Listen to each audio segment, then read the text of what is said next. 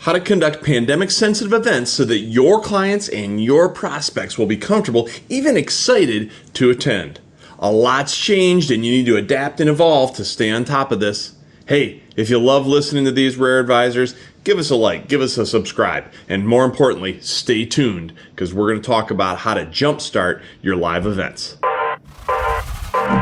This is The Rare Advisor, proud to be a part of the Advisor Advancement Network and home of a business model supercharged by recurring and repeatable events. Your host is Mike Walters, CEO of USA Financial. He is an investment advisor representative of and securities are offered through USA Financial Securities, member FINRA SIPC, a registered investment advisor.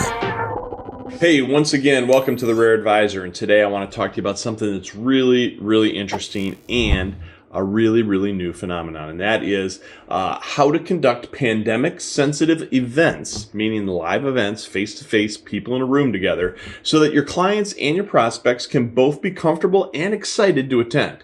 So much has changed, and the positioning of your events has to evolve along with the environment if you wish to compete, because the old days of, do I serve a meal, do I not serve a meal when I'm putting people into a room, whether they're existing clients for some sort of a client event or a client appreciation event, which in most cases probably you would be serving meals and doing entertainment and various other things that are kind of joyous and fun for getting people together. And then the flip side of that is if you're running like educational events or prospecting events, do you serve the meal? Do you not serve the meal? That's kind of been the debate for decades in terms of running events. And today, that's really not the debate at all. Today's it's about masks and social distancing and how you're going to handle that. And what I would recommend is this is not the time to be cavalier.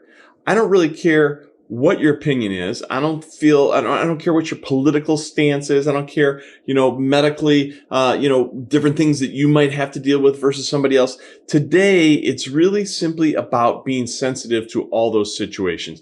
Again, this is not the place to make a demand, to make a stand, or to be cavalier, or try to make some kind of a statement of some sort. This is about approaching clients, approaching prospects in a way that will make them comfortable, or better said, creating an environment of comfort for them. So we have people in different camps these days.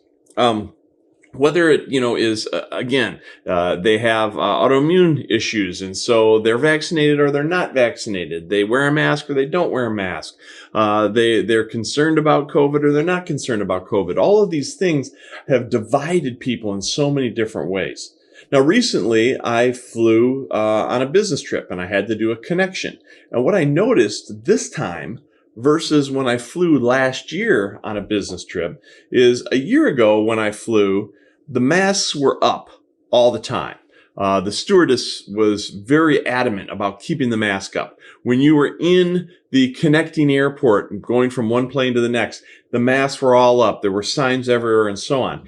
Interestingly, this past time, even though masks are back as I'm making this recording, the Delta variant has kind of lifted us back into that equation again. Even though the masks are there, everybody seemed to be handling it a little differently. And what I mean by that is when I was in the connecting airport, I took notice that basically just through, this is nothing scientific. This is just Mike looking around the area, counting heads. Approximately 50% of the people had the mask down around their chin. It was not covering their mouth. It was not covering their nose. And nobody was saying anything to them. And then even on the plane, now when I had flown previously, they were very adamant about keeping the mask up. This time, and I won't name who the airline was, but this time, this very large, well-known airline, they made the announcements at the beginning of the flight, but during the flight, it wasn't 50-50, but there were a handful of people who had their mask down, and I noticed it because the gentleman next to me across the aisle had his mask down for the entire time. Again, it wasn't off, but it was down around the chin. He wasn't eating, he wasn't drinking, and he didn't put it on for the entire flight, and the stewardess never said anything to him. Now, that probably it didn't necessarily bother me, but it probably bothered some other people. So when you're running your events, you have to be transparent about how are things going to be handled. And most importantly, doing it in a way that hopefully is conducive to the vast majority of people. So you can talk to them about the fact that, hey, we're going to follow CDC guidelines. And you can talk about how you're going to have social distancing and you're going to space the room out differently. and that, masks are maybe encouraged but not required unless they're required geographically by local ordinance or law, things of this sort. And when you do that, be transparent. Publish it on the invite how you're going to handle that. We actually do that with our Fill the Room system that we provide to advisors affiliated with USA Financial.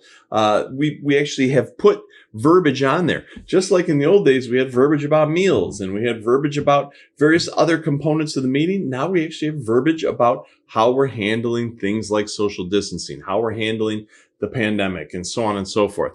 So, keep in mind, what's that old saying? You can please some of the people some of the time. You can please some of the people all the time, but you cannot please all of the people all of the time.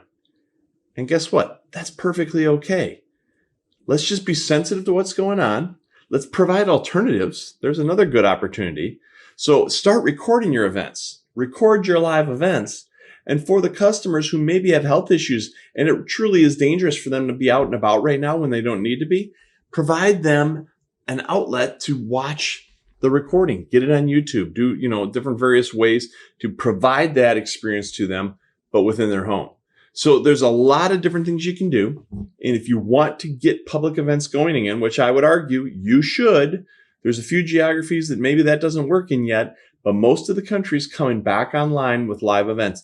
And people feel differently in 2021 about all of these items than they did in 2020. And so now we have to start embracing those differences. We have to account for them and manage for them in the setup and structure of how we're running our events. But most importantly, we still want to run the events because we're getting huge percentage number of responses right now. We're getting huge uptick, and we're finding that the people who are attending the events are very serious. They're coming out to these events in and through and kind of at the tail end, hopefully, of a pandemic, because they are truly searching for a new financial advisor. They're probably not happy with how things were handled by their current advisor during the pandemic. Maybe they couldn't communicate with them. Maybe they couldn't get a hold of them. Maybe they didn't hear from them. Maybe they didn't do anything in their financial plan during that period of time. Whatever the rationale, they're looking for new advisors. And oftentimes, it's like Sunday on the car lot. This is when they're wandering around, and having an event when others do not creates a lack of competition that you can take advantage of.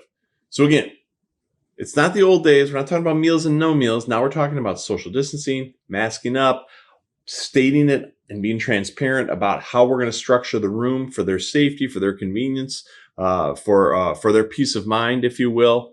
We know we're not going to get everybody. That's okay. We don't want everybody. We want the people who are serious about coming out and finding that new financial advisor. And again, I've got ways electronically and digitally today to provide lots of alternative because they are used to seeing things in a recorded fashion. I still rather get them live because I can connect with people in a real, true, live, face-to-face environment in a better way than I can through video or than I can through Zoom. Although that's still better than maybe over a phone call or through letter, but nonetheless, live events, tough to beat, and they're making a comeback, and this is how you do it.